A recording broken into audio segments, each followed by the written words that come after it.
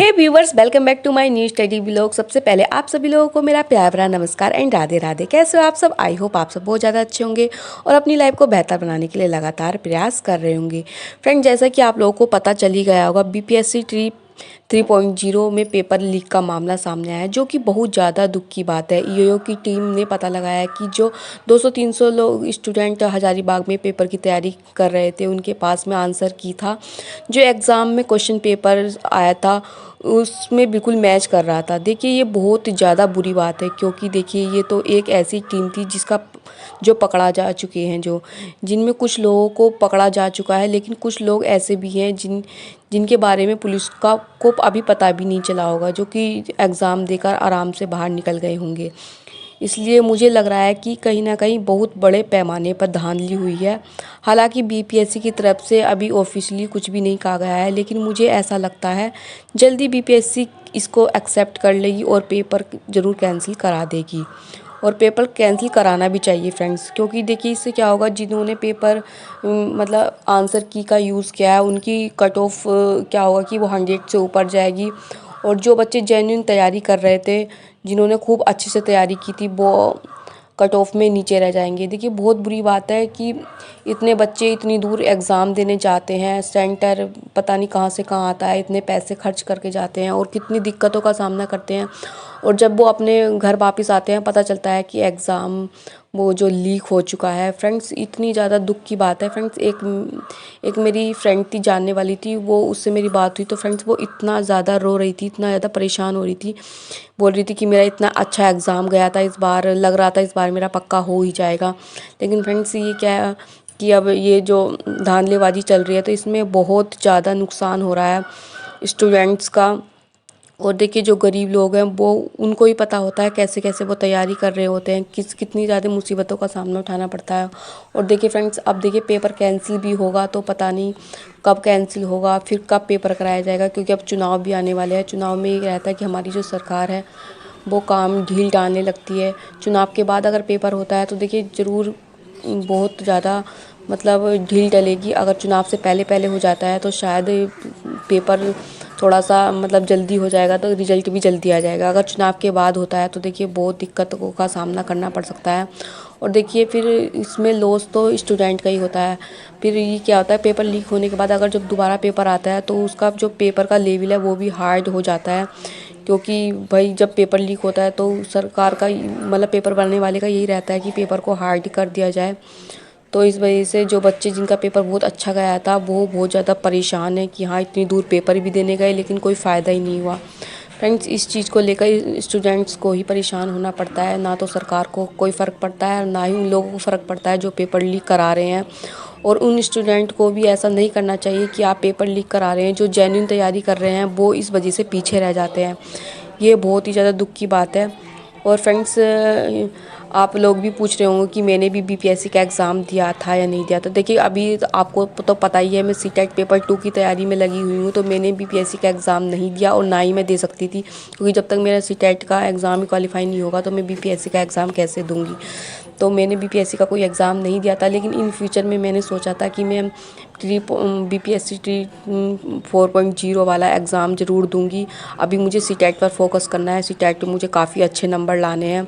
और देखिए, मैं इसको अपना लास्ट मौका समझकर कि मेरे पास लास्ट मौका है सीटेट पास करने का, इस माइंडसेट को लेकर मैं चल रही हूँ। क्योंकि देखिए, पक्का बोल रहा है सचिन सर ने भी, हिमांशी मैम ने पक्का बोला है कि इस बार सीटेट में वही सिलेबस आएगा जो पहले से चलता आ रहा है, लेकिन अगली बार जो सीटेट आने वाला है हमारा, उसमें पक्का चेंजेस देखने को मिलेगा। तो मैं नहीं चाहती फ्रेंड्स कि मैं बार बार सीटेट की तैयारी में ही लगी रहूँ, क्योंकि सीटेट की तैयारी में मैं लगी रहूँगी तो फिर नेक्स्ट एग्ज़ाम कैसे दूँगी। इसलिए तो फर्स्ट स्टेज है, अगर फर्स्ट स्टेज को ही हम लेके ही बैठे रहेंगे तो सेकंड स्टेज पर कब पहुँचेंगे। देखिए, एज भी हो रही है और साथ ही मैं एक हाउसवाइफ हूँ, मदर भी हूँ, तो ये रहता है मेरे ऊपर काफ़ी सारी जिम्मेदारियाँ भी घर की, अपनी बेटी को पढ़ाना भी रहता है। अभी तो फ़िलहाल वह छोटी क्लास में है, लेकिन जैसे जैसे बड़ी होगी जिम्मेदारियाँ बढ़ती ही जाएंगी।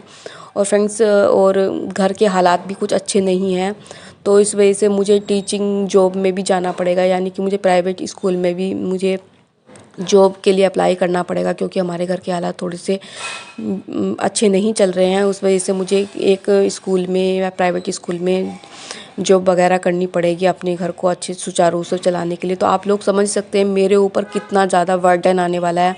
मुझे अपनी सारी जिम्मेदारियों को पूरा करते हुए अपना जो फ़र्ज़ है वो निभाने हैं। लेकिन फ्रेंड्स ये है ना कि जब तक आपके फैमिली मेम्बर आपका साथ देते हैं तो ये सब करने में बहुत इजी हो जाता है। लेकिन अगर आपका घर का कोई भी मेम्बर साथ नहीं दे रहा है ना, तो कितना ज़्यादा बर्डन पड़ेगा, इतना ये मैं ही समझ सकती हूँ। मुझे ही पता है मैं कैसी सिचुएशन से गुजरने वाली हूँ। लेकिन मैं बस भगवान जी से मेरी होप रहती है कि भगवान जी हमेशा मेरे ऊपर अपना आशीर्वाद बनाए रखेंगे और मुझे स्ट्रॉन्ग बनाएंगे। जो मुझे बीमारियाँ लगी हुई हैं मुझे बीमारियाँ नहीं लगेंगी और मैं बिल्कुल स्वस्थ होकर अपने माइंड को पॉजिटिव बनाकर हमेशा आगे बढ़ती रहूँगी और भगवान मेरी हमेशा ऐसे ही हेल्प करते रहेंगे।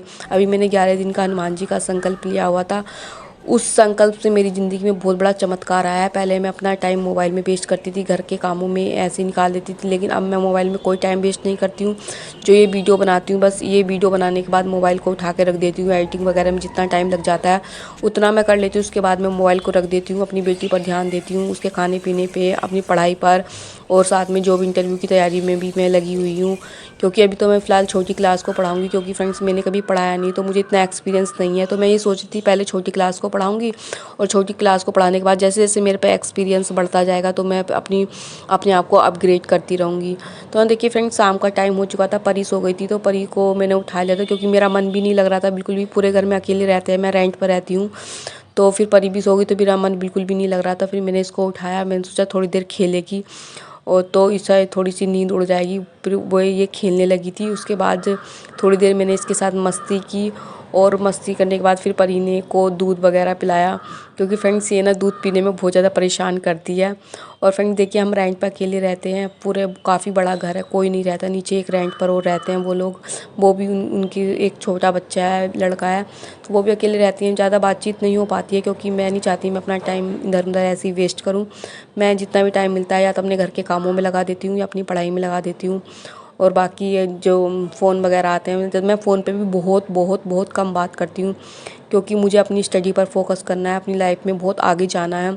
क्योंकि मेरी लाइफ इतने बुरे बुरे हालातों से गुजरी है, वो मुझे ही पता है, लेकिन मैं आपको सारी बात नहीं बता सकती। अगर मैं सारी बात बताने लगी तो शायद मेरा चैनल भी बंद हो जाए। इस वजह से मैं अपने हस्बैंड के सामने बहुत कम फ़ोन का यूज़ करती हूँ, जिससे उनको ये भी ना पता लगे कि हाँ मैं वीडियो बनाती हूँ नहीं बनाती हूँ। लेकिन एक दिन उनको पता चलेगा कि जब मेरा चैनल अच्छे से ग्रो हो जाएगा तो तब मैं उनको बताऊँगी। तो फ्रेंड्स, आज की वीडियो में इतना ही। वीडियो अच्छी लगी तो वीडियो को लाइक करें, शेयर करें, चैनल को सब्सक्राइब करें।